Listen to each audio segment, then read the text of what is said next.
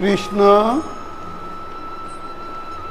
কৃষ্ণ হরি ও রাম কৃষ্ণ কৃষ্ণ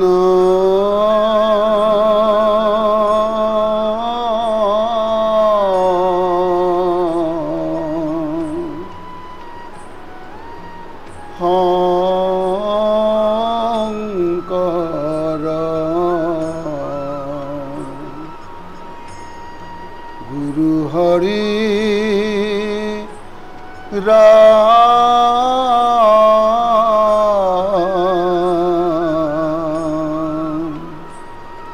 হরি রাম রাম রাম রাম কৃষ্ণ ওম নমঃ ভগবতে বাসুদেবায় ওম নমঃ ভগবতে বাসুদেবায়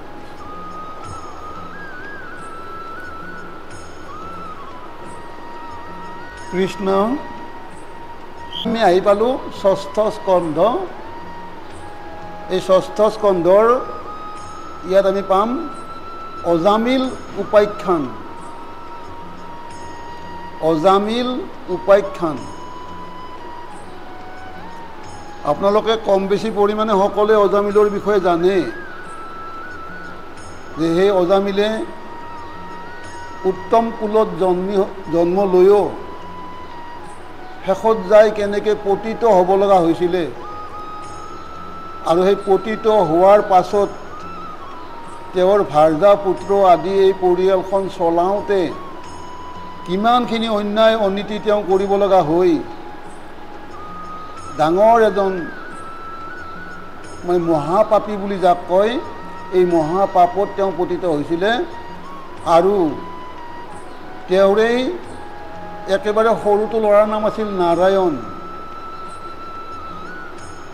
সৰুটো ল'ৰাৰ নাম নাৰায়ণ আৰু একেবাৰে শেষ সময়ত যমৰ দূতক দৰ্শন পাই ভয়তে নিজৰ পুতেক নাৰায়ণক তেওঁ চিঞৰি চিঞৰি মাতিছিল আৰু সেইখিনি সময়তে বিষ্ণুৰ দূতে শুনিব পালে যে কোনোবা ভকতে ভগৱন্তক চিঞৰি আছে বিপদত পৰা বুলি ভাবি সেই বিষ্ণুৰ দূত চাৰিগতা আহি কেনেকৈ যমৰ দূতৰ হাতৰ পৰা অজামিলক মুক্ত কৰিছিল আৰু বৈকুণ্ঠ গতি প্ৰাপ্ত হৈছিলে এই গোটেই কাহিনীখিনি ইয়াত সোমাই আছে আমি পঢ়ি যাওঁ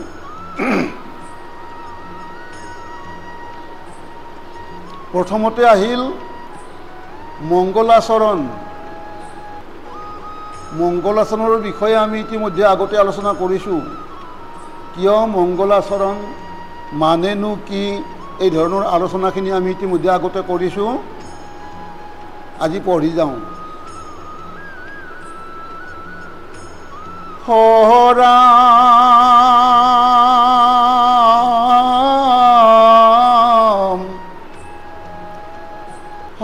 জয় জয় জয় জগত জনক জয় জগন্নাথ ৰাম পতিত পাতকী অন্তজনিস্তৰে স্মৰণে যাহাৰ নাম এই মংগলাচৰণৰ প্ৰথমতেই কোৱা হ'ল যে জগতজনক হে জগন্নাথ হে ৰাম এই জগতজনক জগন্নাথ বা ৰাম তেওঁৰ জয়ধ্বনি কৰি এই পদফাকি আৰম্ভণি কৰিছে আৰু কোৱা হৈছে বোলে যাৰ নাম স্মৰণ কৰিলে পতিত পাতকী একেবাৰে অন্তজ নিস্তাৰিব পাৰে মূলতে লাগিব সেই নাৰায়ণ প্ৰভু জগন্নাথৰ নাম স্মৰণ যাহাৰ আজ্ঞাক শিৰে ধৰি আতি হৰিহৰ প্ৰজাপতি হেনয় ঈশ্বৰ কৃষ্ণক কৰোঁ সহস্ৰ কোটি প্ৰণতি।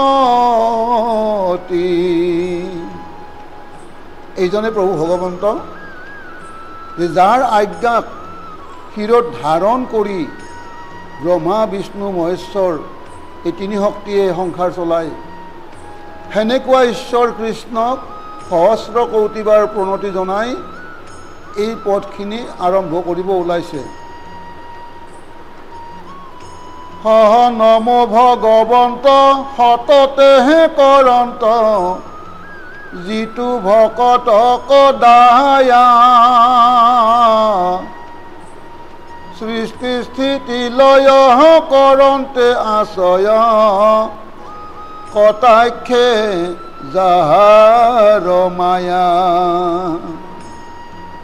সেইজন ভগৱন্তকে নমস্কাৰ কৰি কোৱা হৈছে বোলে, যিজন ভগৱন্তই সততে নিজৰ ভকতক অতি দয়া কৰে বা ভকতৰ প্ৰতি তেওঁ সদায় দয়াশীল, সেইজন ভগৱন্তই সৃষ্টি স্থিতি প্ৰলয় সমস্তখিনি কাৰ্যকে কৰি আছে নিজৰ ইচ্ছা অনুসৰণে।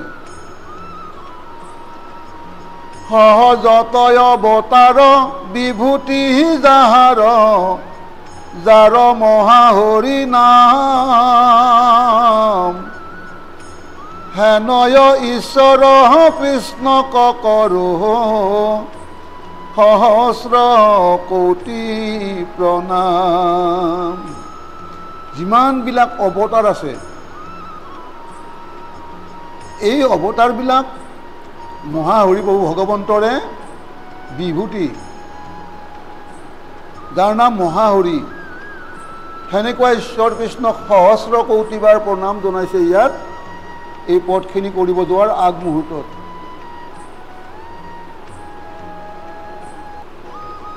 সহ পৰম পাতকী বিজয় জামিল, মলিনয় অধম বুদ্ধি, নাৰায়ণ বুলি পুত্ৰ কদাকন্তে, সিটো ভৈলা মহাশুদ্ধি।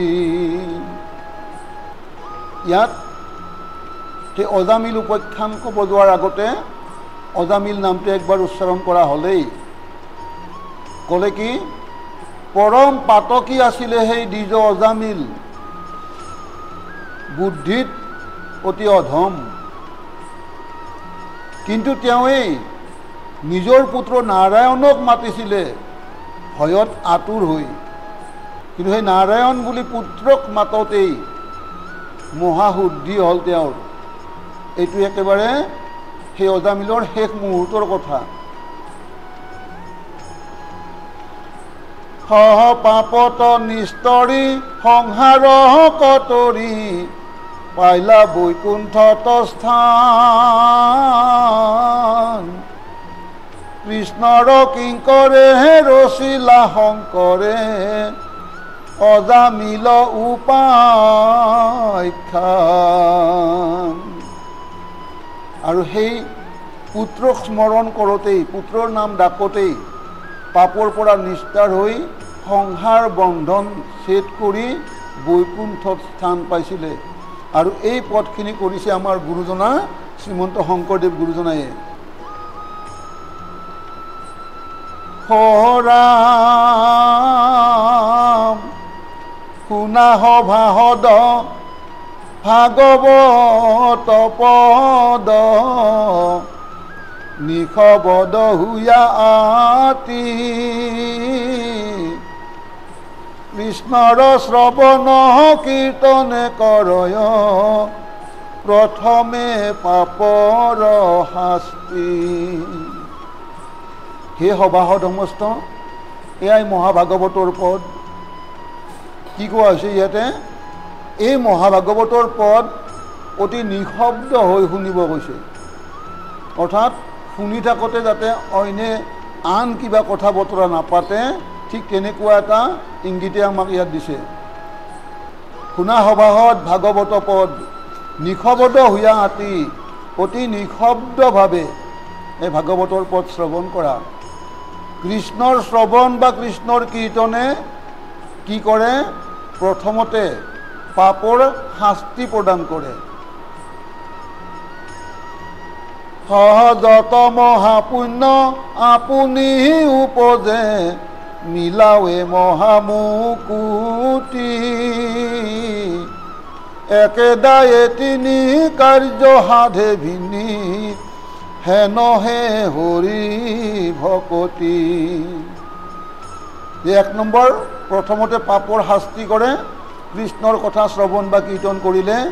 2 নম্বৰতে নিজেই মহাপুণ্যৰ উদয় হয়, সৃষ্টি হয়, আৰু পিছত মুকুতিৰ সাধন হয়। এই 3টা কাম কৃষ্ণ গুণ শ্ৰৱণ কীৰ্তন কৰিলে একেলগে সিদ্ধ হয়। আমি এনেকুৱা উদাহৰণ পাম ভাগৱতত, পাম কেতিয়াবা ক'ৰবাত, আপোনালোকে শুনিব যে অতি ভোকত থকা এজন মানুহে, মানে ধৰক খুব ভোক লাগি আছে, এই খুব ভোকত থকা মানুহজনে যেতিয়া ঘৰত যায়, ভাত মানে ভাতৰ কাঁহীখন আগত লৈ 2 গৰা 3 গৰা খায়, কি হয়? লাহে লাহে ভোকটো কমি আহে, আহেনে নাই? ভোকটো কমি আহে। ভোকটো কমি আহিলে ভোকত যিখিনি ভাগৰ লাগিছিলে ভাগৰখিনি নাইকিয়া হৈ যায়, আৰু শেষত যায় হৃষ্টপুষ্ট হৈ শান্তি আহে, পাওঁ আমি। ঠিক তেনেকুৱা কথা আমাৰ এই যে ভাগৱতৰ কথা শ্ৰৱণ কৰিলোঁ, শ্ৰৱণ কৰাৰ লগে লগে কিবা এটা হ'ব। অত্যন্ত ভোকত থকা ব্যক্তিজনে এগৰা খোৱাৰ পিছতে ভোকটো নাইকিয়া অনুভৱ হয়। ক্ৰমান্বয়ে খাওঁতে খাওঁতে একেবাৰে আৰু খাবৰ মন নাইকিয়া হৈ যায়, তাৰমানে একেবাৰে শান্তিত থাকে। শান্তিটো যিটো শান্তিটো আহে, ভোক পলালে যিটো শান্তি আহে। ঠিক তেনেকুৱা কথাই হ'ল, আমি প্ৰথমতে শুনিব লাগিব বা গাব লাগিব।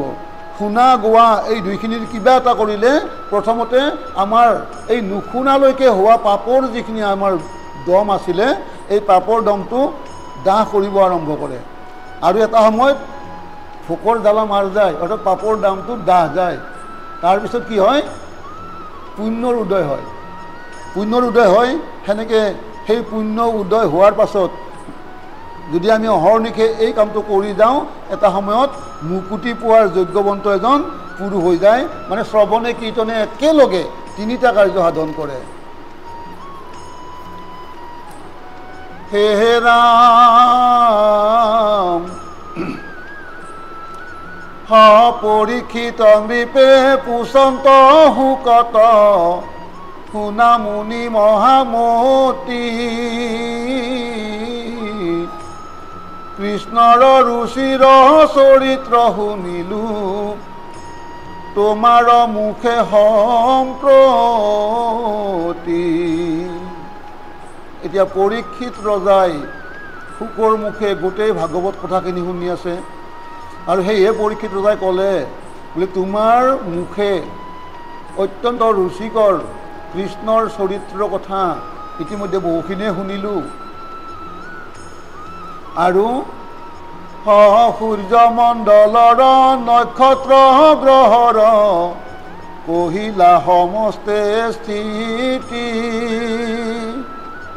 পৃথিৱী পৰ্বত সবাৰে প্ৰমাণ, শুনিয়া ভৈলো ত্ৰিপিতি।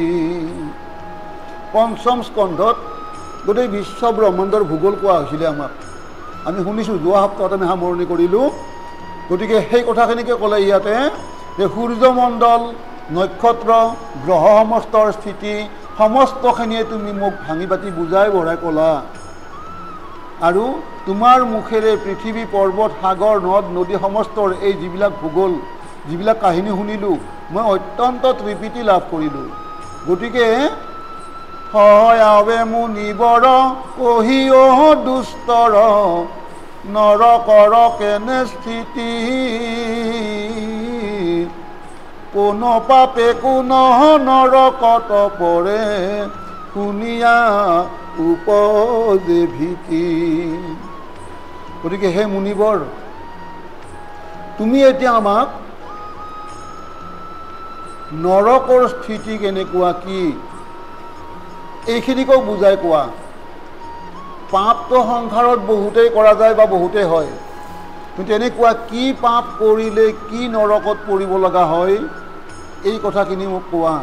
যিখিনি কথা শুনিলেই বৰ ভয় লাগে।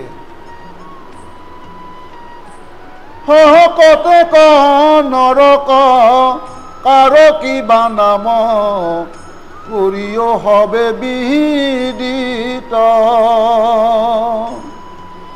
শুনি মুনিবৰ দিলন্ত উত্তৰ শুনানৃ পৰীক্ষিত।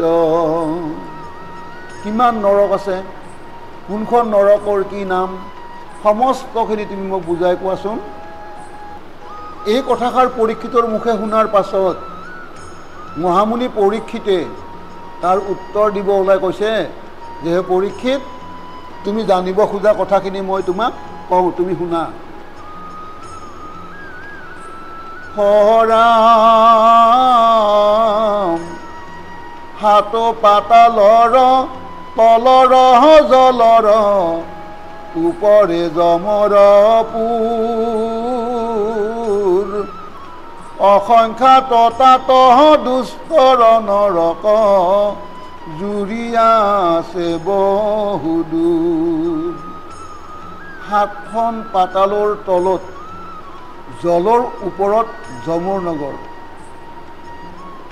সেই যমৰ নগৰতে অসংখ্য নৰক আছে, বহুদূৰ জুৰি সেই নৰকবিলাক বিভাগী থোৱা আছে। তাতে মুখ্য মহা দুষ্টৰ নৰক 84 লক্ষ হাজাৰ তাৰ গুণ নাম বৰ্ণাই বাক লাগি শকতি আছে কাহাৰ। আৰু তাতেই অতি মুখ্য 84 লক্ষ হাজাৰ নৰক আছে। এই নৰকবিলাকৰ গুণ নাম বৰ্ণনা কৰিবৰ কাৰণো শকতি আছে, এখন দুখন নহয়, 84 লক্ষ হাজাৰ, 1 লাখ হাজাৰো নহয়, 2 লাখ হাজাৰ নহয়, 84 লাখ হাজাৰ নৰকৰ কথা ইয়াত আমাক শুনালে। সেই নৰকবিলাকৰ কোনখন নৰকৰ কেনেকুৱা গুণ, কোনখন নৰকৰ কি নাম, ইমানখিনি বৰ্ণনা কৰিবৰ বোলে শকতি কাৰোৱেই নাই। দুৰ্ঘৰ নৰক দেখন্তে চমক সাগৰ যেন কহল শুনিয়া অপাৰ পাতকী প্ৰজাৰ আতিয়াৰ তনাদৰুল। দুৰ্ঘৰ এই নৰকবিলাক দেখিলেই চমক খাব লগা অৱস্থা হয়। সাগৰৰ যেনেকুৱা ঢৌ উঠিলে গুম গুমনি শব্দ উঠে, সেই নৰকবিলাকতো কি হয়, পাতকী প্ৰজাবিলাকৰ যি আৰ্তনাদ, এই আৰ্তনাদৰ ৰোল সেই সাগৰৰ কল্লোলৰ নিচিনা শুনে। তাতে মহাঘোৰ 28 নৰক শুনিও নাম তাহাৰ ৰৌৰৱ তামিশ্ৰ অন্ধ তামিশ্ৰ পৰম দুখ নিকাৰ। আৰু এই 84 লক্ষ হাজাৰ নৰকৰ মাজৰ পৰা আমাক 28খন নৰকৰ নাম বৰ্ণনা কৰি শুনাব। এই 28খনৰ ভিতৰত প্ৰথমতে আমি পালোঁ 1 নম্বৰ ৰৌৰৱ, 2 নম্বৰ তামিশ্ৰ, 3 নম্বৰ অন্ধ তামিশ্ৰ। এই 3খন নৰকৰ নাম আমি এইখিনিত পালোঁ। তাৰপিছত ক্ৰমান্বয়ে পাই যাম 28খন নাম ক'ব আমাক। কুম্ভীপা ককাল সূত্ৰয়সী পুত্ৰ তপ্ত হুৰ্মি মহাদুখ লালা ভক্ষ খাৰ কৰ্দম ৰাক্ষস ভোজন শুকৰ মুখ। তাৰপিছত ক'লে আমাক কুম্ভীপাক, কালসত্ৰ, অক্ষিপত্ৰ, তপ্তহুৰ্মি, লালাভক্ষ, খাৰ, কৰ্দম, ৰাক্ষস ভোজন, ৰাক্ষস ভোজন আৰু শুকৰ মুখ।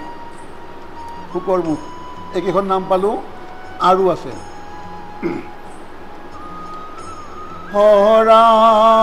হৰাম সূচী মুখ মহাৰৌৰৱ সন্দংস দণ্ড হুক বিসহন অয়পান প্ৰাণ ৰোধ হুলপুত অৰিষি কৃমি ভোজন সুচিমুখ মহাৰৌৰ সন্দংশ দণ্ডহুক বিসহন অয়প্ৰাণ প্ৰাণৰোধ হুলপত অৰিষি আৰু কৃমি ভোজন। তাৰ পাছত কি আছে? বৈতৰণী অন্ধকূপ পয়োদক বজ্ৰকণ্টক শালমলী অপৰিৱৰ্তন হাৰমে আদন পৰম যাতনাস্থলী। বৈতৰণী অন্ধকূপ পুয়োদক বজ্ৰকণ্টক শালমলী হাৰ মেয়দান আদি এনেকুৱা এই 28খনৰ ভিতৰত এই নামবিলাক আমি পালোঁ। অতি যাতনাৰ স্থলী এইবিলাক। হে ৰাম হয় অৱত নিৰোধ সহিতে 28 নৰক আতি দুৰ্ঘোৰ আনো আছে যত যাতনা তাহাৰ কোনে কহি পাৱে উৰ। অৱতনী ৰোধ সহিতে এই 28 নৰক অতি দুৰ্ঘোৰ যাতনাৰ স্থলী। আৰু আনবিলাকো আছে, সেইবিলাকৰো অতি যাতনা আছে, কিন্তু ইমানখিনি কথা কোনে কৈ শেষ কৰিব পাৰে?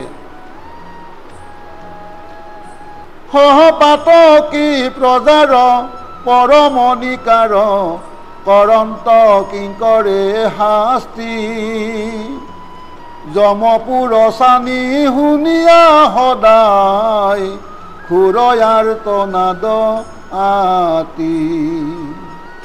পাতকী প্ৰজাবিলাকৰ পৰম নিকাৰ আৰু সেই যমৰ পুৰীতে দূতবিলাকে এই নিকাৰবিলাক ভোগ কৰায়। যমৰ পুৰৰ পৰা সদায় এনেকুৱা ঘোৰ আৰ্তনাদবিলাক শুনিব পোৱা যায়।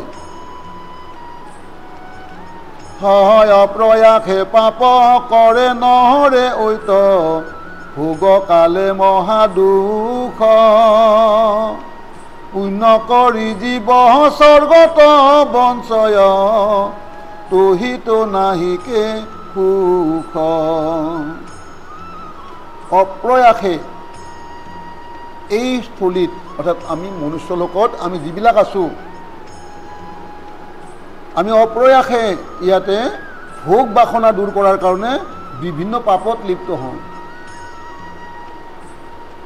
আৰু কেতিয়াবা সেইবিলাক আমি ক্ষয় কৰিবৰ কাৰণে কিবা পন্থাও আমি হাতত লওঁ, কিবা বিভাগেৰে আমি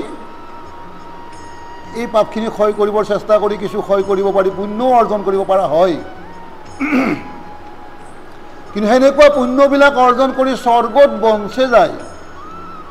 কিন্তু স্বৰ্গত বঞ্চিব পাৰিলেও তাতো কিঞ্চিত মানুহ সুখ নাই। কাৰণ কিয়?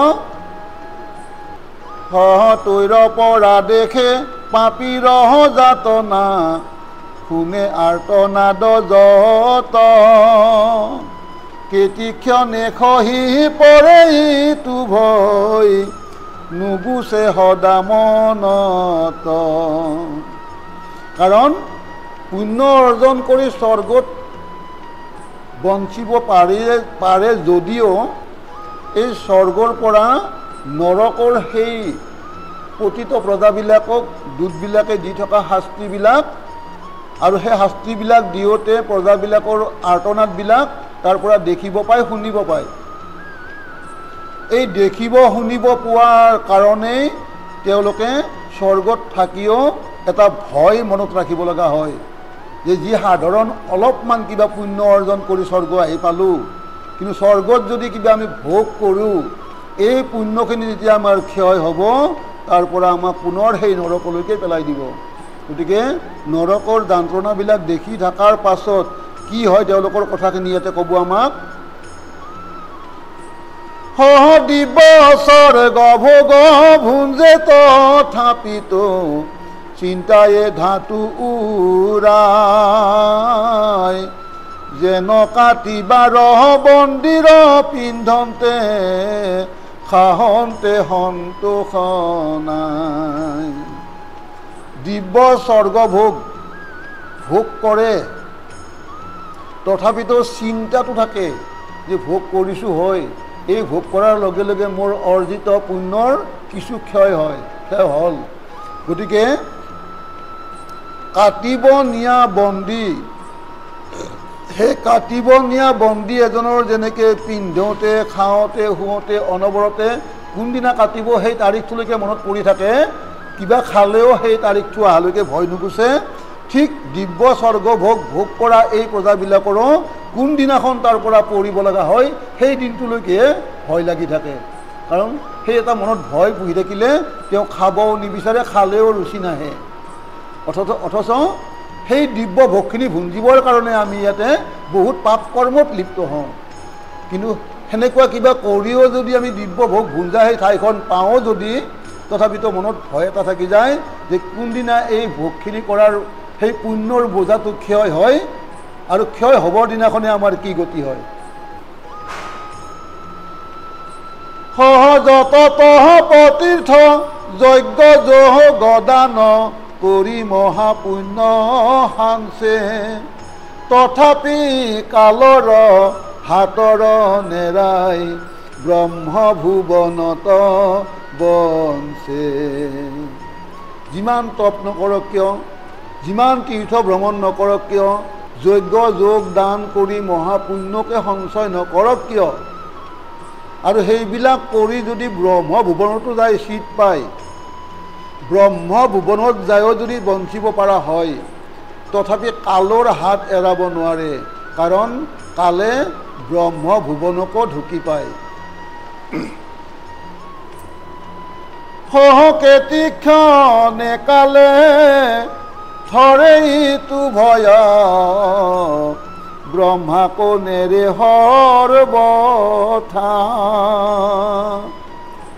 কহিলো পৰম তথ্য নিপবৰ, আৱে শুনা পাছ কথা। কাৰণ কেতিয়া কালে যায় সেই ব্ৰহ্মভুৱনৰ পৰাও ধৰি আনে, এই ভয়টোৱে পিছ নেৰে। কাৰণ কালে ব্ৰহ্মাকো নেৰে। তোমাক সেই পৰীক্ষিত পৰম তথ্যবিলাক তোমাক ক'লোঁ, এতিয়া তাৰ পাছত আৰু কথা আছে তোমাক কওঁ, তুমি শুনাচোন। কিন্তু এইখিনি ক'ব যাওঁতে আমাৰ এই দুলৰী ছন্দখিনিৰ এই অধ্যায়টো সমাপ্ত হ'ল। এতিয়া 24 ছন্দত অলপ কবিয়ে দিয়া উপদেশ আছে, আমি উপদেশখিনি পঢ়ি যাওঁ। ইটো মহাভাগৱত শুনিলা সভাসদ, দাৰুণ দুৰ্ঘোৰ যম লোক। আয়ু যায় আলে জালে, কেতিক্ষণে ধৰে কালে, যমপুৰে আৱেকে নহোক। সেই সভাসদ সমস্ত এনেকুৱা মহাভাগৱতৰ পদ প্ৰথম স্কন্ধৰ পৰা আহি আজি 6ষ্ঠ স্কন্ধ পালা, গোটেইখিনি শুনিলা। এয়া ভাগৱত পদৰ কথা। আৰু আজি শুনিলা দাৰুণ দুৰ্ঘোৰ এই যমলোকৰ বিষয়ে।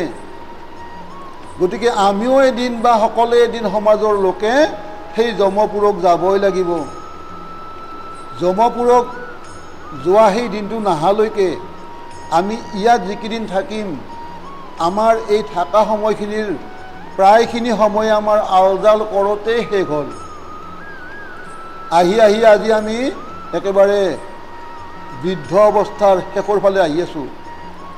কেতিয়া কোন মুহূৰ্তত আমাৰ মাজৰে কোনোবাজনক কালে ধৰে আমি কোনেও তৰ্কিব নোৱাৰিম। তৰ্কিব নোৱাৰোঁ কথা নাই, কালে ধৰিব এইটো কিন্তু থিৰাং কথা। কিন্তু এই কালে ধৰাৰ আগতে যমপুৰৰ যিখিনি যাতনা, এই যাতনাখিনিৰ পৰা আমাক কালে লৈ যোৱাৰ পাছত হাত সাৰিবৰ কিন্তু আন একো উপায় নাই। কালে ধৰি বা যমে ধৰি লৈ যোৱাৰ আগমুহূৰ্তৰ আজিৰ এইখিনি সময়তে আমি সেই যমপুৰত যাই যাতে সেই শাস্তিৰ পৰা হাত সাৰিব পাৰোঁ, সেই ব্যৱস্থাখিনি আমি এতিয়াই কৰিব লাগিব। পিছত হ'ব আমি কোনো নাজানো সেই পিছটো আমাৰ কেতিয়া আহিব। সহজিকাৰ যে আকুল মন ইটো ভাৰ্যা পুত্ৰ ধন নাতে কটাতে কহবে মায়া তিলেকে সংযোগ হুই তিলেকতে কিছু নুই চঞ্চল মেঘৰ যেন ছায়া। কিহৰ কাৰণে মনটো আমাৰ ইমান আকুল? এই যে আমি দেখিছোঁ আমাৰ ভাৰ্যা, আমাৰ পুত্ৰ, আমাৰ ধন ধান, এই সমস্তখিনি ভাগৱত শাস্ত্ৰই আমাক বুজাই দিলে যে এইবিলাক নাটকত কৰা সেই অভিনেতাবিলাকৰ। আমি কওঁ দিয়কচোন, আৰু এদিন কৈছোঁ যে এই অভিনেতা অভিনেত্ৰীবিলাকে কিমানবাৰ কিমানখন ঘৰ পাতে? সঁচা নেকি? এইবিলাক ডাঙৰ ডাঙৰ ল'ৰা ছোৱালী থাকে, সেইবিলাক ঘৰত স্বামী থাকে, কোনোবা কাৰোবাৰ ভাৰ্যা, কোনোবা কাৰোবাৰ স্বামী, কোনোবা কাৰোবাৰ ল'ৰা ছোৱালী, নাতি বৈ কিমানখিনি কি আহি কিমান কি আমাক দেখায়। এইবিলাক একো একোটা চৰিত্ৰৰ কাৰণে তেওঁলোকে কিছু সময়ৰ কাৰণে সেনেকুৱা অভিনয় কৰি দেখায়। এই আমিবিলাকো ইয়াতে ঠিক তেনেকুৱাই। ভগৱানে ৰচনা কৰি দিয়া নাটকখনৰ মাজৰ মই এটা অভিনয় কৰি আছোঁ, আৰু মোৰ ভাৰ্যাই সেই মোৰ ভাৰ্যাৰ অভিনয় কৰি আছে, ল'ৰা ছোৱালী উপজিছে।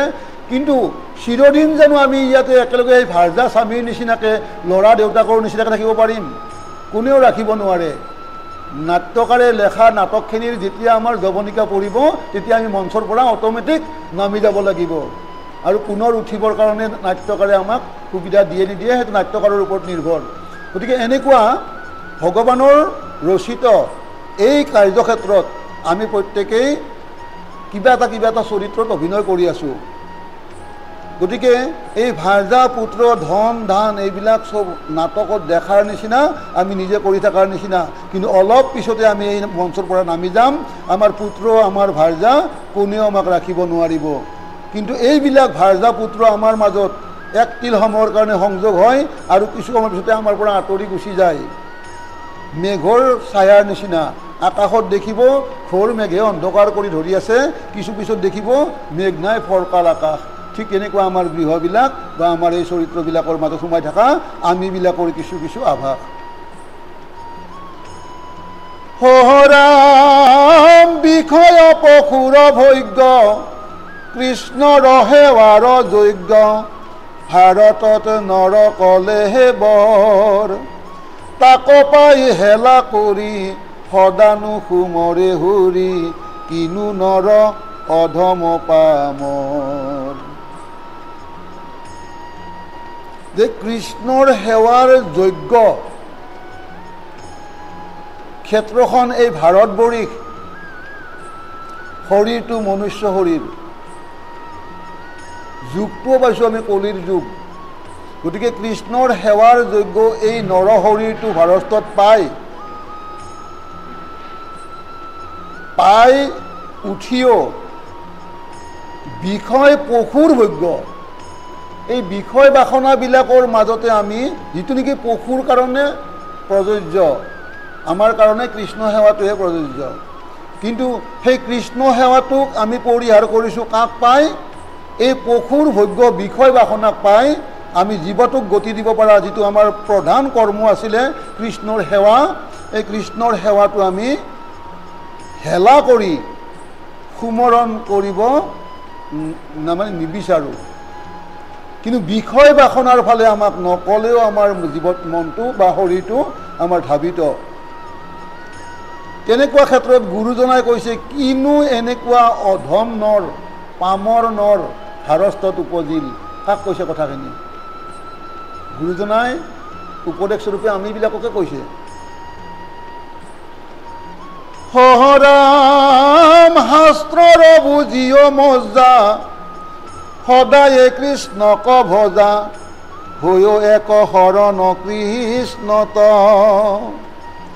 কৃষ্ণক কৰিও হেব কৃষ্ণহে পৰম দেৱ চিন্তা তান চৰণ মনত। সেয়েহে আমাক ক'লে যি শাস্ত্ৰই অধ্যয়ন নকৰক কিয় ধৰ্মীয় শাস্ত্ৰবিলাকে এই শাস্ত্ৰবিলাকৰ একেবাৰে মজ্জাখিনি হ'ল উপদেশ স্বৰূপে সদায় কৃষ্ণক ভজা। কৃষ্ণক কেনেকৈ ভজিবা? সেই কৃষ্ণতে এক শৰণাপন্ন হৈ শাস্ত্ৰৰ বুজিয়া মজ্জা সদায়ে কৃষ্ণক ভজা ভূয়া এক শৰণ কৃষ্ণত।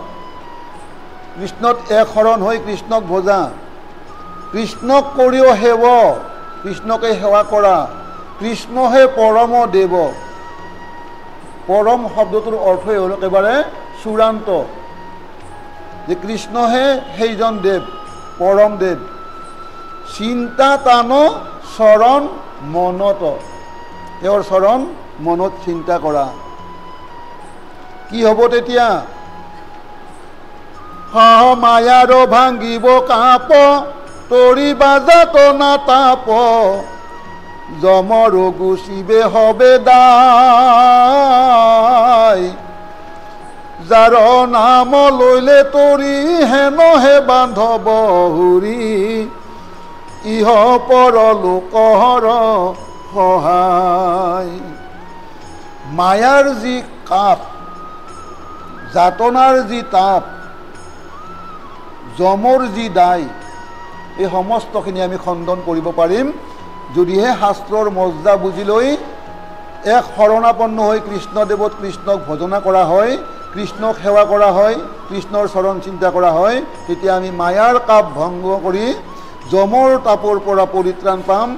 আৰু যমৰ যি দায় আছিল, আমাক যিখিনি তেওঁ কৰিব লগা আছিলে, সেইখিনি যমে কৰিবৰ কাৰণে সাহস নকৰিব বা যমৰ দায়িত্ব নাথাকিব। এইখিনি কৰিব লাগিলে কাৰ নাম ল'ব লাগিব? ভগৱন্ত কৃষ্ণৰ। সেইকাৰণে কোৱা হৈছে যাৰ নাম ল'লে তৰিব পাৰি, সেনেকুৱা বান্ধৱ আমাৰ কাৰণে সেই মহাহৰি। আৰু ইহলোক পৰলোকৰ তেওঁৱে সহায় আমাৰ কাৰণে। সহ টানে শুনা গুণ নাম, হস্তে কৰা টানে কাম, মুখত নেৰিবা হৰি নাম। এতেকে পাপক বঞ্চা, অক্ষয়ক পুণ্যক হংসা, নিৰন্তৰে বোলা ৰাম ৰাম। তেওঁৰে নাম গুণ শ্ৰৱণ কৰা, হস্তে তেওঁৰে কৰ্ম কৰা, মুখৰ পৰা তেওঁৰ নামটো বাদ নিদিবা। এনেকুৱা কৰি পাপক বঞ্চিত কৰি অক্ষয় পুণ্য সঞ্চয় কৰি যমৰ দায়ৰ পৰা পৰিত্ৰাণ লাভ কৰিব পাৰিবা। এইখিনি গুৰুৱে আমাক উপদেশ দিলে। আৰু ৰাম ৰাম এই নাম দুভাগ আমাক উচ্চাৰণ কৰিব ক'লে। ইয়াতে ক'লে আমাক শাস্ত্ৰৰ বুজিয়া মজ্জা সদায়ে কৃষ্ণক ভজা। কৃষ্ণক ভজা। আমাৰ নলবাৰীৰ ফালে, মই নলবাৰীৰ মানুহ জানে আপোনালোকে সকলে, আমাৰ নলবাৰীৰ ফালে কিছুমান এনেকুৱা গাঁৱলীয়া ফকৰা থাকে। কি কয়? বোলে ভজা আলুৱে গজা নেমেলে। এটা আলু আপুনি মাটিত পেলাই থওক, 10 দিন পিছত দেখিব তাৰ গজালি ওলায়। কিন্তু আলুটো যদি বইল কৰি সিদ্ধ কৰি পেলাই থওক, সি গজালি নোলায়। গতিকে আমি এতিয়া আমাৰ গজালি ওলোৱা বিচাৰিম নে আমি মোক্ষপ্ৰাপ্ত হৈ ভগৱন্তত বিলীন হোৱা বিচাৰিম, সেইটো আমাৰ নিজৰ কথা। যদিহে আমি গজা ওলাব লাগে তেতিয়াহ'লে নভজিলেও হ'ব, কাৰণ ভাজিলে নাগাজে। হয়নে কথাষাৰ? সিদ্ধ আলু গজালি নেমেলে, সেইকাৰণে কোৱা হৈছে ভজা আলুৱে গজা নেমেলে। আমাৰ নলবাৰীত ভাজা বুলি কয় দিয়কচোন, ভাজা আলুৱে গাজা নেমেলে। গতিকে এনেকুৱা কথা। গতিকে এই কথাবিলাক সৰু সৰু কথা, কিন্তু বহুত ডাঙৰ ডাঙৰ অৰ্থ সূচায়। পাপ অনুসাৰে নৰক যাতনা।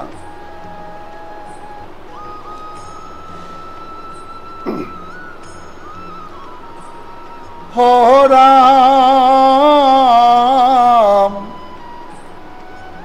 শুক নিগদতি শুনি অকণ ৰিপবৰ, জীৱা পাপে জীৱা নৰ কত পৰে নৰ, শুনা সাৱধানে যে নহ নৰকৰ নয়, ইহাক শুনিলে হৱে পাতে কৰ ভয়।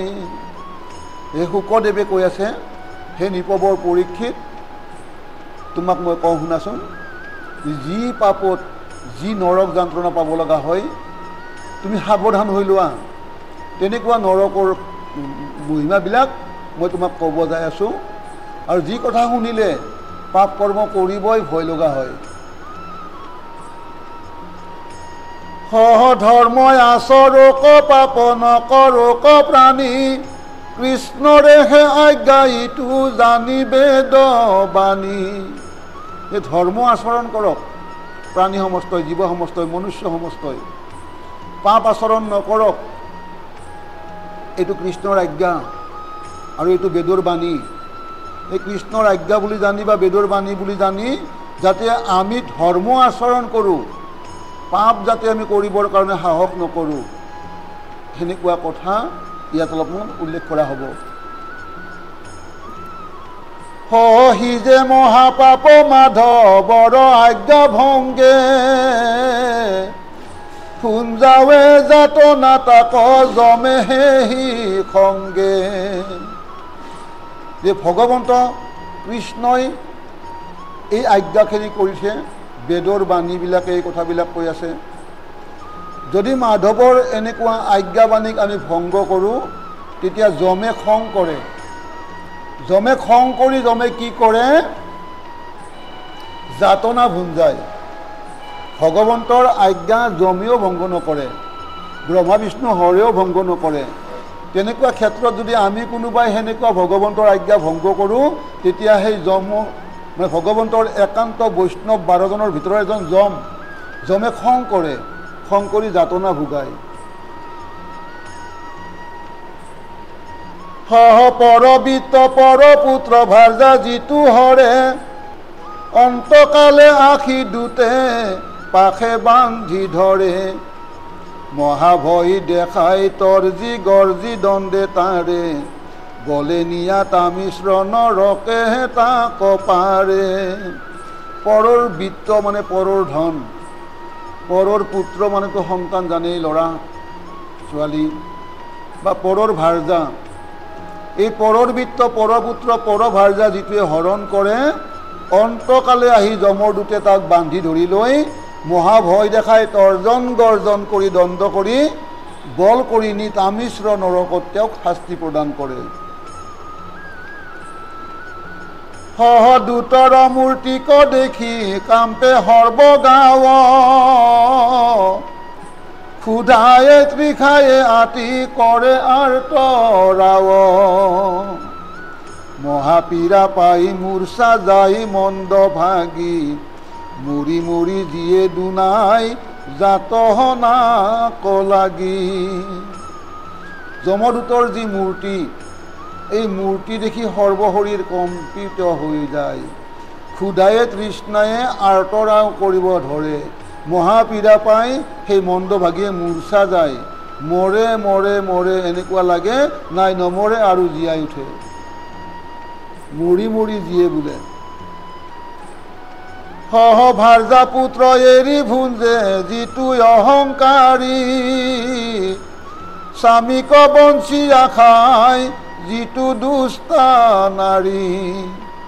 হাতে গলে বান্ধি বিষ্ঠা মূত্ৰে মুখ ভুৰি, ভয়ংকৰ ৰূপে দুতে দণ্ডে দুই কোধৰি। যদি কোনোবা বাপেকে বা কোনোবা স্বামীয়ে নিজৰ ভাৰ্যা বা পুত্ৰক এৰি ভোগ কৰে, এৰি ভোগটো কৰিবই। যদি কৰ্মসূত্ৰে কোনোবাই বাহিৰত থাকে, মাতি মাতি আনিব নেকি সদায়, যি ল'ৰাহঁত ভাত খাব বা তেওঁক মাতিব নেকি ভাত খাব। গাঁৱত থাকে মানে ভাৰ্যাগৰাকী, আৰু এওঁ থাকে বহুত নিলগত চাকৰি কৰি বা কৰ্ম সংস্থাপন কৰে, তেতিয়াওতো এৰি খাবই লাগিব। কিন্তু ইয়াত এটা শব্দ কৈছে অহংকাৰী। ভাৰ্যা পুত্ৰ এৰি ভুঞ্জে যিটো অহংকাৰী, নিদুজাতক নালাগে যে খাব তই, মানে দাম্ভিক অহংকাৰ এইবিলাক, সেইটো কথাই কৈছে ইয়াতে। কোনোবাই কাৰোবাক এৰি খাবই লাগিব, কৰ্মসূত্ৰে আজিকালি সকলোৱে বেলেগত থাকে, কিন্তু এই অহংকাৰী শব্দটোৱে কিন্তু সেইখিনি সামৰি লৈছে। আৰু স্বামীক বঞ্চিয়া খাই যিটো দুষ্টা নাৰী, আমাৰ অসমীয়া তিৰোতাৰ এটা চৰিত্ৰই আছিলে, স্বামীয়ে নোখোৱালৈকে নিজে নাখায়, স্বামীয়ে নোখোৱালৈকে নিজে নাখায়, কিন্তু লাহে লাহে আজিতো সেইটো নাই, যাৰ ডিউটিৰ সময় সি আগতে খাই গুচি যায়, কোনোবাই ৰান্ধনি আহি বনায় আৰু যাৰ সময় হয় তেওঁ খাই গুচি যায়, তুমি খাই যোৱা মই খাম তাৰ পিছত, হয় নে নাই এনেকুৱা? কিন্তু সেইটো নকয়, এইটো স্বামীক বঞ্চি খোৱা বুলি নকয়। স্বামীক বঞ্চি খোৱা কোনটো? নিজেই ৰান্ধনি ঘৰতে কিবা বনাব, স্বামীয়ে গম নোপোৱাকৈ খোৱাটো। ৰান্ধনি ঘৰতে কিবা ভাল বস্তু বনালে, হ'ব দে কমকৈ আছে ময়ে খাই যাওঁ, তেওঁনো ক'ত গম পাব? এইটো হ'ল স্বামী বঞ্চি খোৱা। হাতে গলে বান্ধি বিষ্ঠা মূত্ৰে মুখ ভৰি, ভয়ংকৰ ৰূপে দুতে দণ্ডে দুইকো ধৰি। এই অহংকাৰী স্বামী আৰু স্বামীক বঞ্চি খোৱা ভাৰ্যা, এই দুইজনৰ কথা কৈছে। এইখিনি শাস্তি কৰে তেওঁলোকক। সহজি মুখে খাইলে কচৰা হেহি গালে, খোৰ অন্ধতা মিশ্ৰত পেলাৱে নিধালে। যিখন মুখেৰে খাইছিলে সেইখন মুখকে চৰাই চৰাই শাস্তি কৰে, ঘোৰ অন্ধতা মিশ্ৰত নি পেলায়। হে ৰাম গৌৰ কাটা গাছ যেন পৰি থাকে আতি, হৱে অচেতনতাতে দুতে কৰে শাস্তি। গছজোপা থিয় হৈ থাকে, থিয় হৈ কেনেকৈ থাকে? মাটিখিনিত গছজোপাৰ মূৰজোপাই নানান ধৰণৰ শিপা আদিৰে খামুচি ধৰি থাকে, মাটিখিনিত খামুচি ধৰি গছজোপা থিয় হৈ থাকে। কিন্তু যদি আমি গুৰিটো কাটি দিওঁ গছজোপা বাগৰি পৰিব, তাৰমানে মাটিৰ পৰা সংযোগ বিচ্ছিন্ন হ'লে বাগৰি পৰিব। কিয় কৈছে কথাষাৰ? এই যে স্বামীক বঞ্চি খোৱা দুষ্ট ভাৰ্যা আৰু অহংকাৰী স্বামীয়ে পুত্ৰ ভাৰ্যাক বঞ্চি খোৱা যিটো কথা আমি পালোঁ, এই তেওঁলোকক শেষত সেই অহংকাৰ ক'ত যায়, সেই দুষ্ট শক্তিটো ক'ত যায়? যে গৌৰ কটা গাছ যেনেকৈ পৰি থাকে ঠিক তেনেকৈ পৰি থাকিব লগা অৱস্থা হয় অন্ধতা মিশ্ৰ নামৰ সেই নৰকত। হৰাম যিটো মন্দ মতি আতি জগতকে মোহে, নিজ দেহ নিজ ভাৰ্যা পুত্ৰ মাত্ৰ পোষে। সেহি পাপে ৰৌৰৱ নৰকে পৰে যায়, ক্ৰূৰ ৰূপ পশু বেৰি মাংস চিন্দি খায়। যিজন মন্দমতী বুলি কৈছে ইয়াতে, যিজন মন্দমতীয়ে জগতক নানান ধৰণৰ ছল চাতুৰি কথাৰে জগতখনক শোষণ কৰে, নিজৰ শৰীৰটো বা নিজৰ ভাৰ্যা পুত্ৰক মাত্ৰ পোষে, সেই পাপে ৰৌৰৱ নৰকত পৰিব লগা হয়। আৰু মহা খঙাল খঙাল পশুবিলাকে বেঢ়ি বেঢ়ি গাৰ মাংস খাব পৰা মানে খায় ৰৌৰৱ নৰকত। সহজিটো মন্দ মতি আতি একোৱে নুবুজে, ব্যৰ্থে পশু পক্ষী মাৰি সকুটুম্বে ভুঞ্জে। মহাৰৌৰৱত পৰে নাহিকে নিস্তাৰ, ৰুৰু পশু গণে বেঢ়ি মাংস খাই গায়। আৰু কিছুমান মানুহৰ কথা কৈছে ইয়াতে, সেই কিছুমান মানুহৰ মাজত মই পঢ়োঁ নে নপঢ়োঁ, আপোনালোক পঢ়ে নে নপঢ়ে নিজেই বুজিব। মই পঢ়িলেও আপোনালোকক নকওঁ, আপোনালোক পঢ়িলেও মোক ক'ব নালাগে। যে একোৱে নুবুজে,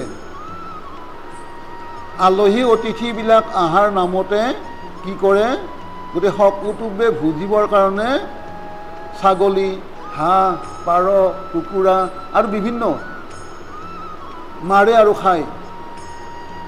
মহাৰৌৰৱ নৰকত পৰে, তাৰ বোলে নিস্তাৰ নাই। তাতেও সেনেকুৱা এই ৰৌৰৱ নৰকত পশু পক্ষীবিলাকে বেৰি বেৰি তেওঁক আক্ৰমণ কৰে। এইখিনি কথাৰ ভিতৰত কোন নপৰে কওকচোন? সকলোৱেই পৰে, সকলোৱেই পৰে, কম আৰু বেছি। কিন্তু ইয়াত সেইটো কথাও কৈছে, আৰু ক'ব কিছুমান এনেকুৱা কথা। সহজিটো জীয়া পশু পক্ষী ধৰি আনি বান্ধে, নকাটি নামাৰি তাক জীৱন্ততে ৰান্ধে। ধৰি যমদূতে তাক মেঘে যেন গৰ্জে, কুম্ভী পাকে তপততে লত তাকে ভাজে। কিছুমান এনেকুৱা কথা কৈছে ইয়াতে, কিছুমান জীয়া পশু পক্ষী ধৰি আনি হাতে ভৰি বান্ধি ধৰি আনি নাকাটি নামাৰি জীয়ন্তে জীয়ন্তে পুৰে বা ভাজে। যমদূতে খং কৰে, এইখিনি কথা খুব খং কৰে। মেঘৰ গাজনিৰে গৰ্জন কৰাৰ নিচিনাকৈ ধৰি বান্ধি নি সেই জীৱ ভাগকো তেনেকুৱা শাস্তি দিয়ে।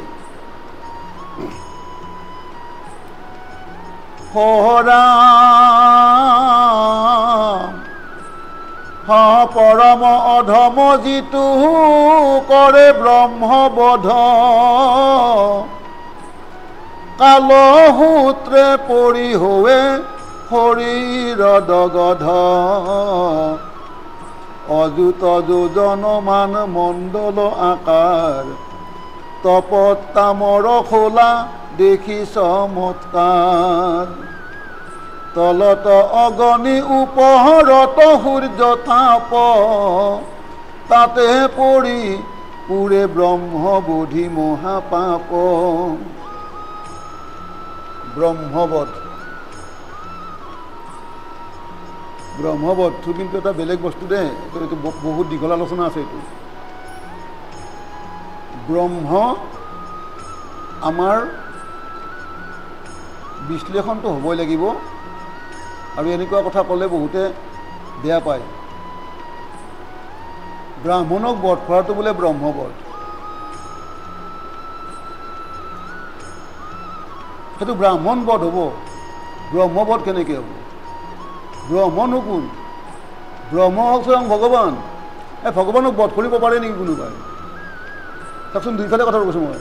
ব্ৰহ্ম হ'ল ভগৱন্ত, আৰু এই আমাৰ সমাজত যিটো হ'লে যে ব্ৰাহ্মণক মাৰিলে ব্ৰহ্মবধ, এইটো ব্ৰাহ্মণ আৰু ব্ৰহ্ম দুটা বেলেগ বেলেগ বস্তু। ব্ৰহ্ম হ'ল চৈতন্য, আৰু আমি সমস্ত জীৱ। জাতিগতভাৱে তেওঁ ব্ৰাহ্মণ, ক্ষত্ৰিয়, বৈশ্য, শূদ্ৰ যিয়ে নহওক, লাগিলে 34 জাতি আছে, তাৰ ভিতৰত যিয়ে নহওক। এতিয়া ব্ৰহ্মটো বধ কৰিব নোৱাৰে কোনেও। ভগৱন্ত ব্ৰহ্ম, তেওঁৰ মানে আদি নাই, অন্ত নাই। তেনেহ'লে ব্ৰহ্মবধটো কি বস্তু? ব্ৰহ্মত কেইবাটাও ভাগ আছে। শব্দ ব্ৰহ্ম, অক্ষৰ ব্ৰহ্ম, হয়নে নহয়? শব্দ ব্ৰহ্ম। সহজকৈ কওঁ কথাখিনি, আমি এই শাস্ত্ৰই কোৱা নাই যদিও আমি কওঁ, আমি বুজিবৰ কাৰণে। এতিয়া আমি ইয়াত কি কৰি আছোঁ? ভগৱন্ত ব্ৰহ্মৰ বিষয়ে কিছু আমি আদান প্ৰদান কৰি আছোঁ, আলোচনা কৰি আছোঁ। আৰু ইয়াত যদি কোনোবা আহি হেঙাৰ স্বৰূপে থিয় হয়, সেইজন হ'ব ব্ৰহ্মবধি। ব্ৰহ্মবধি, কাৰণ ব্ৰহ্মৰ কথা আমি দুখন কাণে কোৱা শুনা কৰি আছোঁ। সেইকাৰণে এইখিনি সময়ত যদি কোনোবা হেঙাৰ স্বৰূপ হয়, তেওঁ ব্ৰহ্মবধি হ'ব। ব্ৰহ্মই এনেকুৱা শক্তি, ব্ৰহ্মশক্তি, যে এজন যদি সৰু কেঁচুৱা ল'ৰা এজন যদি আমাৰ ইয়াত থিয় হৈ থাকে, আমি এটা শব্দৰে তেওঁক কন্দুৱাই ইয়াৰ পৰা খেদি দিব পাৰোঁ, আৰু এটা শব্দৰে তেওঁক আমি আনি আমাৰ গলত সাৱটি ধৰাব পাৰোঁ। গতিকে ব্ৰহ্মশক্তি, গতিকে আমি এই ব্ৰহ্ম শক্তিটোক আমি ইয়াতে আলোচনা কৰি আছোঁ। এইখিনি সময়ত যদি আমি কিবা হেঙাৰ স্বৰূপ হওঁ, তেতিয়াই ব্ৰহ্মবধি। কাৰণ ব্ৰহ্ম আৰু ব্ৰাহ্মণ দুটা বেলেগ বস্তু দেই। ব্ৰহ্ম ভগৱন্ত, আৰু ভগৱন্তই সৃষ্টি কৰা মনুষ্যৰ 4 জাতিৰ এক জাতিহে ব্ৰাহ্মণ। যিয়ে নহওক, আমি এইটো কথা আমাক ইয়াত ক'ব দিয়া নাই, তথাপিতো আমি ক'লোঁ। গতিকে আমি তাৰ পিছৰখিনি আহোঁ। হৰাম পালোঁ যে সেই ব্ৰহ্মবধিবিলাকৰ কেনেকুৱা শাস্তি হয়। যে অযুত যোজনমান মণ্ডলাকাৰ, তাতে তপত তামৰ খোলা, অতি চমৎকাৰ, তলফালে জুই, ওপৰফালে সূৰ্য তাপ, তাতে সেই ব্ৰহ্মবধিবিলাকৰ সেই মহাপ্ৰভুক শাস্তি প্ৰদান কৰে। হয় উঠে পৰে হৱে কত ত্ৰাসতে লৱৰে, ক্ষুধায়ে তৃষায়ে দেহা মূৰ্ছা গয়া পৰে, 8 কোটি হাজাৰ বৎসৰ তাত পুৰে তেৱে ব্ৰহ্মবধ হিতু পুৰুষ প্ৰচাৰে 8 কোটি হাজাৰ বছৰ তেনেকুৱা শাস্তি দিয়ে বোলে তাৰপিছতে সেইটো ব্ৰহ্মবোধে সেইজন পুৰুষৰ পৰা এৰ খায় হহ ভুঞ্জিয়া যাতনা জীৱে পাতে কত তৰে জন্মান্তৰে আশী ক্ষয় ৰোগী হুয়া মৰে হে ৰাম বিনা পদত যিটো নিজ ধৰ্ম চাৰে যমদূতে ধৰি তাক অখি পত্ৰে পাৰে যে কৈছে ইয়াতে সেনেকুৱা ব্ৰহ্মবোধীবিলাকক 8 কোটি হাজাৰ বছৰ যন্ত্ৰণা দিয়াৰ পাছত ব্ৰহ্মবোধৰ পৰা মুক্ত হয় তাৰপিছত পাপৰ পৰা পৰিত্ৰাণ পায় যদিও জন্মান্তৰত ক্ষয় ৰোগী হৈ মৰিব লগা হয় কেনেকুৱা এতিয়া ধৰ্ম কি বস্তু বা কেনেকুৱা ইয়াতে কৈছে কি বিনা আপদত যিটো নিজ ধৰ্ম চাৰে যমদূতে ধৰি তাক অখিপত্ৰে পাৰে নিজৰ ধৰ্ম বা কি এতিয়া আমাৰ ধৰ্ম বা কি ধৰ্ম বোলে নিজৰ ধৰ্মটো ধৰি থাকো আৰু আমাৰ গাঁৱৰ কথা কম দে আমাৰ গাঁওবিলাকৰ কথাত এইবিলাক কথা সোমাই থাকে যে আমি এই শংকৰদেৱৰ ধৰ্মত সোমোৱাৰ আগতে আমাৰ গোটেই গাঁওখনৰ মানুহবিলাকতো আজিও শংকৰদেৱৰ এইটো ধৰ্মত সোমোৱা নাই আগৰ সেই যাগযজ্ঞতে আছে বহুত মানুহ আছে আমি যেতিয়া আহিলোঁ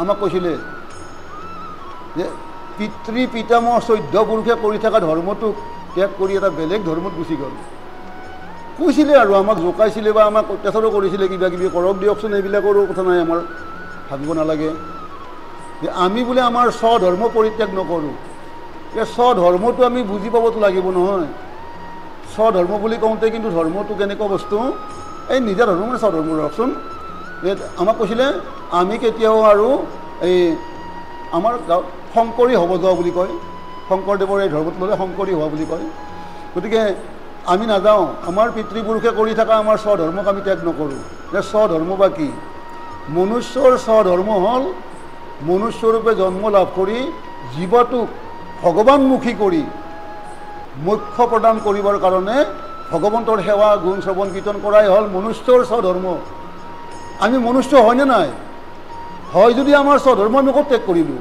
আমি জীৱভাগক চেষ্টা কৰিছোঁ ভগৱন্তমুখী কৰিবৰ কাৰণে জীৱৰ যদি কৰ্মফল শেষ কৰিব পাৰে ভগৱন্তমুখী হ'ব পাৰে ভগৱন্তত বিলীন হ'ব পাৰে আমি তাৰ চেষ্টা এটা কৰিছোঁ আমাৰ আপত্তিটো কি আমি স্বধৰ্ম ত্যাগ কৰিলোঁ নে স্বধৰ্ম ধৰিলোঁ কওকচোন অলপ চিন্তা কৰি চাই যদি কওঁ কথাখিনি আমি আগতেই স্বধৰ্ম ত্যাগ কৰি আছিলোঁ এতিয়া আমি স্বধৰ্মক আহিলোঁ যেন লাগে আমাৰ তাৰপিছৰ কথা হ'ল কি জাতি হিচাপে বোলে 4টা ব্ৰাহ্মণ ক্ষত্ৰিয় বৈশ্য আৰু শূদ্ৰ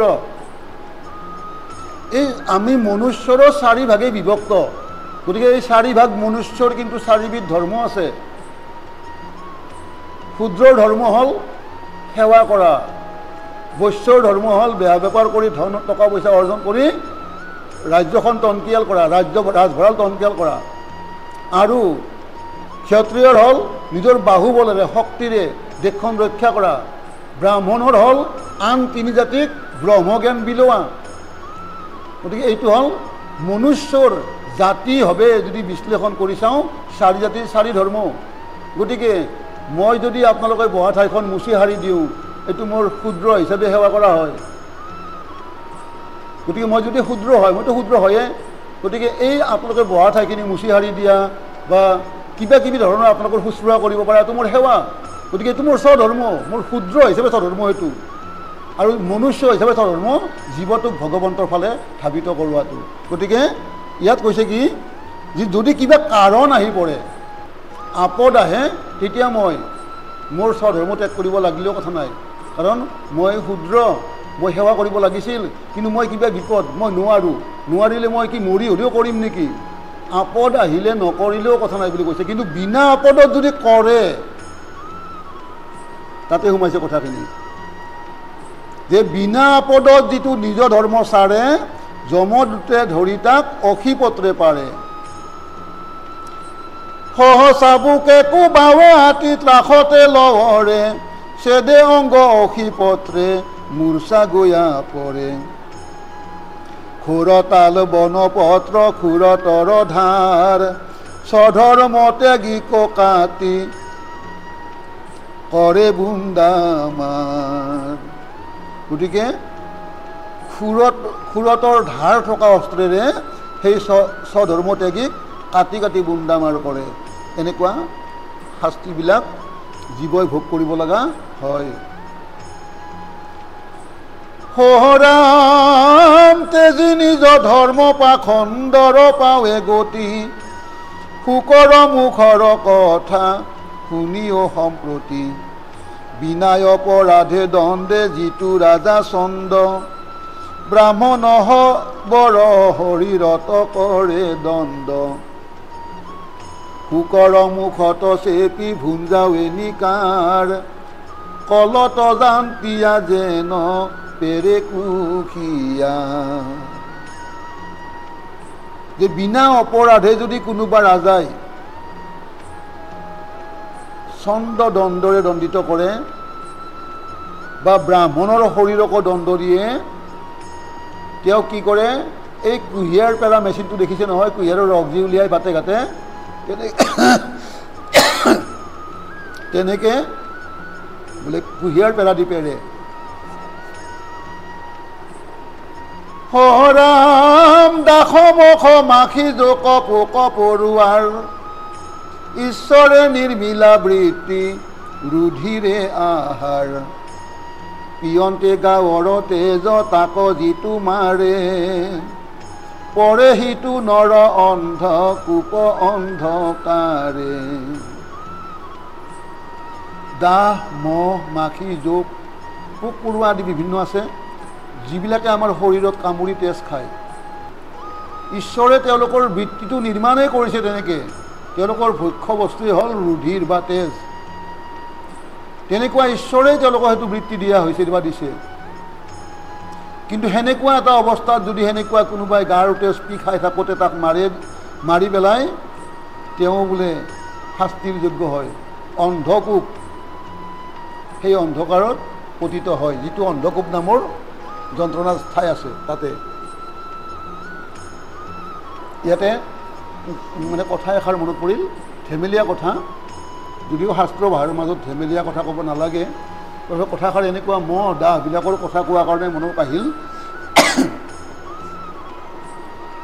মহবিলাকে যমক গোচৰ দিলে,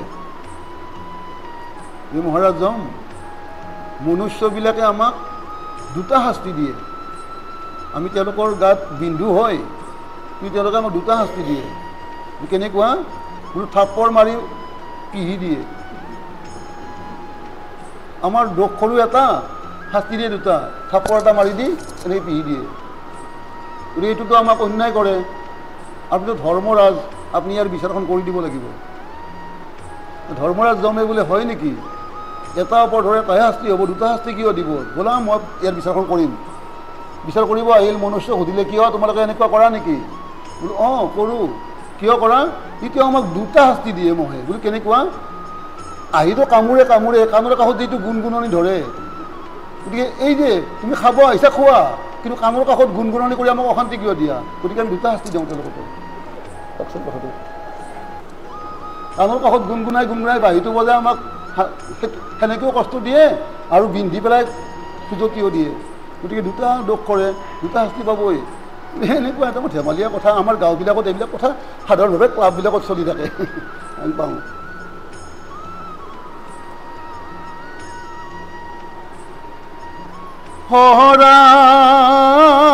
সহৰাম সহদাসে মখে সৰ্পে তৈতে খাই তাক বেৰি, নাহি নিদ্ৰা আতি আৰ্ত ৰাৱে পাৰে গেৰি। কেঞ্চু কপিম পৰা বলে যেন বেৰি খাই, ভুঞ্জে মহাযাতনা চেতন তাৰণাই।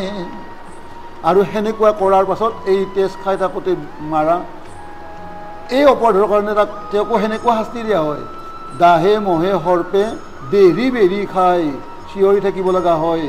কেঁচুবিলাক মৰি থাকে বা কেঁচুবিলাকক যেনেকৈ পিপৰাবিলাকে একদম আগুৰি ধৰি খায় নহয়, কেঁচুৱে জঁপিয়াই থাকে পিপৰাই কামুৰিব নেৰে, ঠিক তেনেকৈ জীৱক শাস্তি দিয়ে।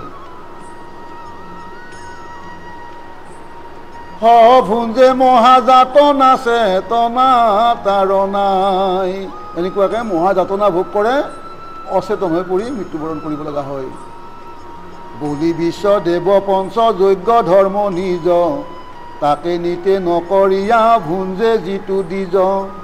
তাক সম সিটো সৰ্ব ভক্ষয় অনাচাৰ, পৰে কৃমি ভোজনে নৰকে কুলাংগাৰ।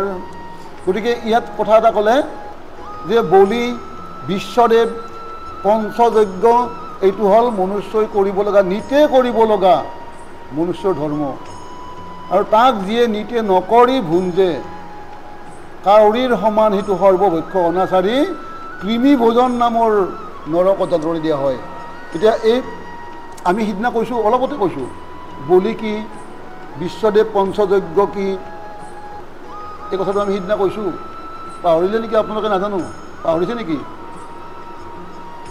আমি এখন যজ্ঞই কৰিব নোৱাৰোঁ বছৰ বছৰৰ, নিতে 5খন যজ্ঞ কৰিব লাগে, এইটো সহজ কথা।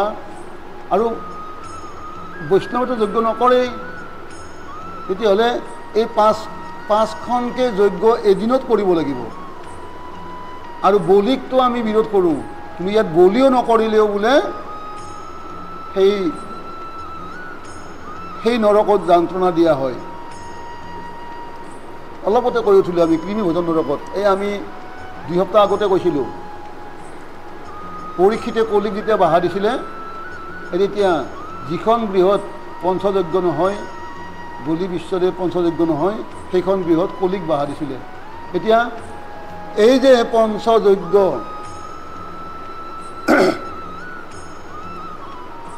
খুব সুন্দৰ কথা, অতি সহজকৈ কৰিব পাৰি, বৰ ত্যাগ কৰিবৰ প্ৰয়োজন নাই। 5 বিধ অৰ্পণেই পঞ্চযজ্ঞ কয়। দেৱতৰ্পণ, গুৰুতৰ্পণ, পিতৃতৰ্পণ, ভকততৰ্পণ, পিতৃতৰ্পণ আৰু অতিথি তৰ্পণ। এই 5টা অৰ্পণ কৰিলে পঞ্চযজ্ঞ কৰা হয়। দেৱ মানে আমাৰ ভগৱন্ত কৃষ্ণ, গুৰু মানে আমি আমাৰ শ্ৰীমন্ত শংকৰদেৱকে জানো, দেৱতৰ্পণ, গুৰুতৰ্পণ। ভকত মানে ভগৱন্ত কৃষ্ণৰ একান্ত শৰণীয়া যিবিলাক জীৱ, সেইবিলাক ভকত, তাতে অৰ্পণ। তাৰপিছত আহিল পিতৃপুৰুষ, আমাক যিবিলাক পুৰুষে এৰি থৈ গুচি গৈছে সেই পিতৃপুৰুষত অৰ্পণ।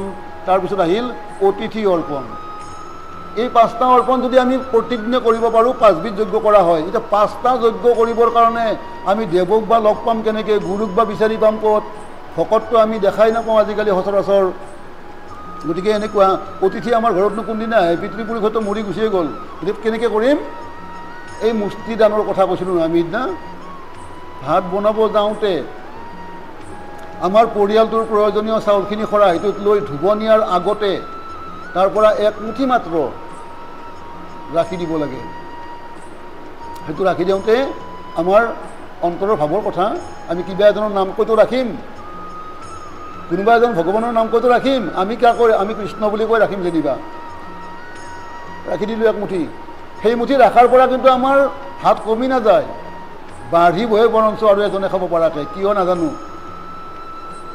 ৰাখি দিলোঁ। সেনেকুৱাকৈ আমি মাহৰ 30 দিন ধৰিলোঁ, 2 বাৰকৈ বনালে 60 বাৰ। 60 বাৰত 60 মুঠা হ'লে 1 কিলো চাউল হয়। 60 মুঠিত 1 কিলো 1.5 কিলোমান চাউল হয়। গতিকে 60 টকা কিলো হ'লেও 90 টকা বা 100 টকা আমাৰ হ'ল। নিজেই কিনিলোঁ চাউলকেইটা, আৰু টেকলিটোৰ পৰা নিজেই কিনি ল'লোঁ। এই 100 টকাটো যে হ'ল, এই 100 টকাটো যদি আমি গুৰু গৃহত আজি যেনেকৈ আপোনালোকে কোনোবাই কিবা লৈ আহিছে, ঠিক এনেকৈ যদি লৈ আহোঁ 100 টকাৰ, এইটো আনিলে দেৱেও পালে, গুৰুৱেও পালে, আমাক ভকত বুলি কওক নকওক আমিও পালোঁ, আমাৰ পিতৃপুৰুষো সন্তুষ্ট হ'ল, মানে গোটেইখিনি। আৰু কোনোবা এজনে আমাৰ নিচিনা অতিথিবিলাকক কিবা এটা খুৱাব হ'ল। চাওকচোন, একেলগে হৈ গ'ল নে নাই? মাহত বা বছৰেকত 1 দিন কৰক বা 2 দিন কৰক, সদায় কৰা বস্তুখিনি যদি কিঞ্চিত কিঞ্চিত কৰি একদিন কৰিলে গোটেইখিনি হয়। এইখিনি নকৰাকৈ যদি কোনোবাই খায়, অৰ্থাৎ সেই টেকেলিটোত যদি একমুঠা নথোৱাকৈ কোনোবাই খায়, সেইটোও অপৰাধ, দোষ। সেইটো এই 5জনক নিদিয়াকৈ খোৱাটো হয়।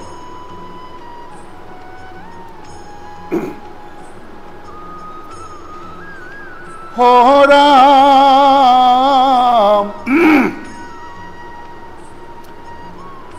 ঘৰ কৃমি কুণ্ড গোট লক্ষেক প্ৰহৰ, ভুঞ্জে তাতে দুখ হত সহস্ৰ বছৰ, কৌটি কৌটি পলু হৰি ৰক বেৰি খাই, পলু বিনে তাহাৰ ভক্ষণ আন নাই।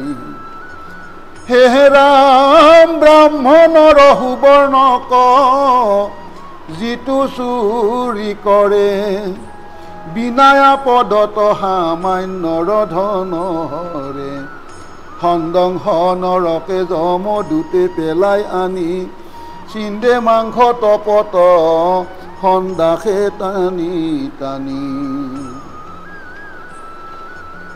যে ব্ৰাহ্মণৰ সুবৰ্ণক যিজনে চুৰ কৰে বা বিনা আপদত যদি কোনোবাই সামান্যৰ ধনকো হৰণ কৰে, যে ব্ৰাহ্মণ এজন এনেকুৱা ব্যক্তি হয় যিজনে সমাজখনৰ কুশলৰ কাৰণে, মংগলৰ কাৰণে কাম কৰি যায়।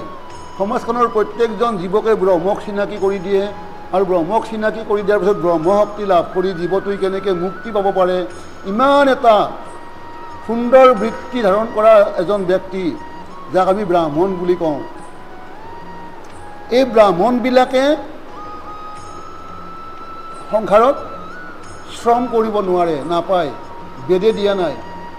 তেওঁলোকে এই আমাৰ নিচিনা জীৱবিলাকক এনেকৈ ভগৱন্তৰ বিষয়ে কৈ মেলি আমাৰ পৰা কিঞ্চিত কিবা এটা সেৱাৰ ফল পায়।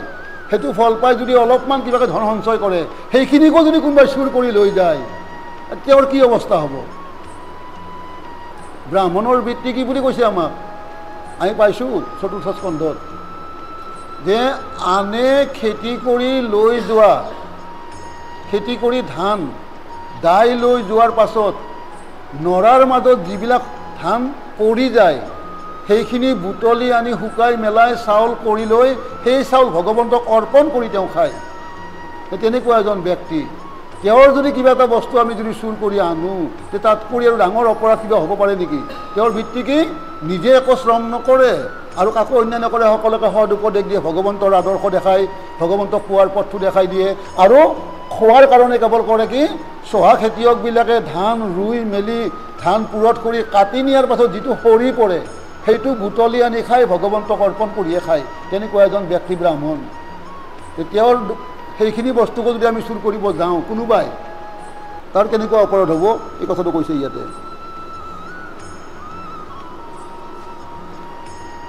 হৰাম অগম্যাগমন পাপ যিজনে আচৰে, যিটো স্ত্ৰী অগম্যনৰে ৰতি কৰে, লোহাৰ প্ৰতিমা অগ্নিবৰ্ণ কৰি তাৱে, চাবুকে কোবাই নিয়া তাকে হাব তাৱে।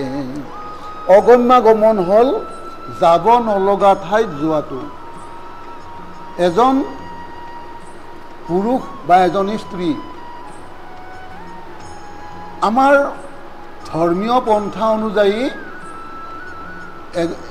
এজন পুৰুষ আৰু এগৰাকী তিৰোতাক সমাজে বন্ধন কৰি দিয়ে, আৰু সেই সমাজে বন্ধন কৰি দিয়াৰ মাজত সতি সন্ততি জন্ম হয়, সংসাৰখন চলে। এইখিনি সময়ৰ মাজত এইখিনি যিখিনি ক্ৰিয়া কৰ্ম, সেইখিনি সমাজে বান্ধি দিয়া বা বৈধতা, মানে বৈধ। সমাজে বান্ধি নিদিয়াকৈ লুকাই চুৰি কৰি যদি আমি কিবা এটা যাব লগা ঠাইত যাওঁ বা মিলিত হওঁ, এইটো অগম্যাগমন। যদি কোনোবা পুৰুষে এইটো কাম কৰে বা কোনোবা তিৰোতায়ো যদি সেনেকুৱা কৰে, তেতিয়া বোলে কৰে কি? লোহাৰ প্ৰতিমা জুইত পুৰি ৰঙা কৰি লৈ তাক সাবতায়। হৰাম জাতি অন্ত জাতিক নবাচে মন্দমতি, পৰদ্বাৰা পাপত সততে কৰে ৰতি, পৰমলম পত পাপি একো এনো বাচে, বান্ধে তাক বজ্ৰকূট শিমলীৰ গাছে। যে জাতি অন্তৰ্জাতি আমাৰ সমাজখন জাত পাতেৰে পূৰ্ণ আমি 4টা জাতি বিশেষকৈ পাওঁ ব্ৰাহ্মণ ক্ষত্ৰিয় বৈশ্য আৰু শূদ্ৰ আৰু তাৰেও বিভাগ থাকি 34 জাতি বুলি আমাক কীৰ্তনে সোঁৱৰাইছে গতিকে এই ব্ৰাহ্মণবিলাক গুৰু সদৃশ শূদ্ৰই সেই ব্ৰাহ্মণৰ ভাৰ্যাক বা ব্ৰাহ্মণে শূদ্ৰৰ তিৰোতাক চাব নাপায় মানে বেয়া মানসিকতাৰে যদি কোনোবাই সেইবিলাক বাজ বিচাৰ নকৰাকেও চাই বা যায় বা পৰৰ স্ত্ৰী পৰ পুৰুষ এইবিলাকতে সদায় ৰতি কৰে পৰম লম্পট এনেকুৱা পাপীবিলাকে একো বাজ বিচাৰ নকৰাকৈ যদি সমাজখনত চলি থাকে তাক বজ্ৰকূট শিমলীৰ গাছত বান্ধি শাস্তি দিয়ে বুলি কৈছে হৰাম গলত লগায়া দোল ওপৰ কটানে বান্ধি পাৱে আজুৰি তলক লাগি আনে শৰীৰৰ মাংস চিন্দে নথাকে চেতনা কত বাবৰিষ ভুঞ্জে পাতকী যাতনা আজি ইয়াতে সামৰোঁ আমাৰ এই যম যন্ত্ৰণাবিলাকৰ বিষয়ে আমি অনেকখিনি কথা পাই থাকিম আমি অহা সপ্তাহতে ইয়াৰ পিছৰখিনি আলোচনা কৰিম গতিকে আজি আমি ইয়াতে সামৰি দিওঁ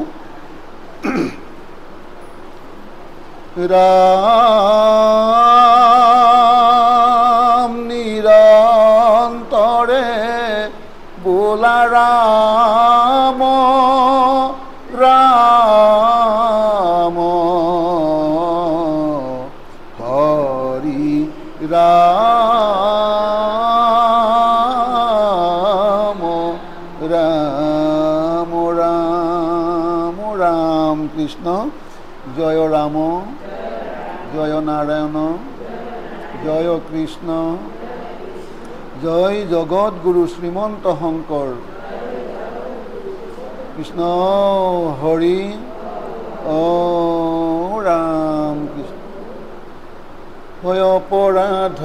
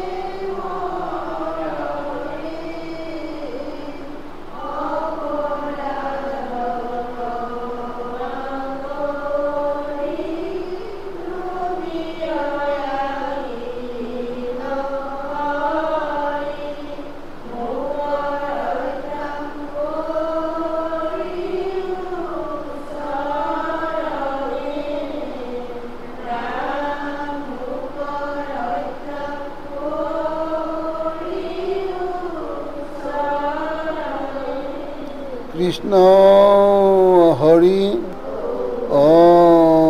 ৰাম শ্ৰীমন্ত শংকৰ হৰি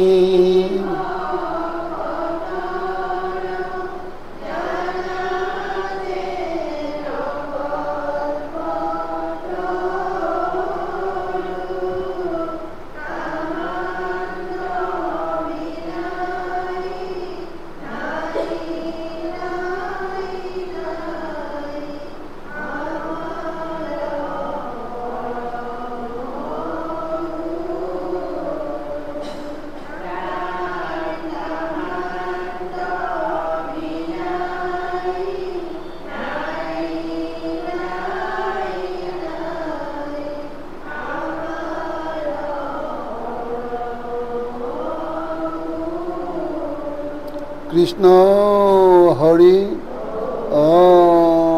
ৰাম কৃষ্ণ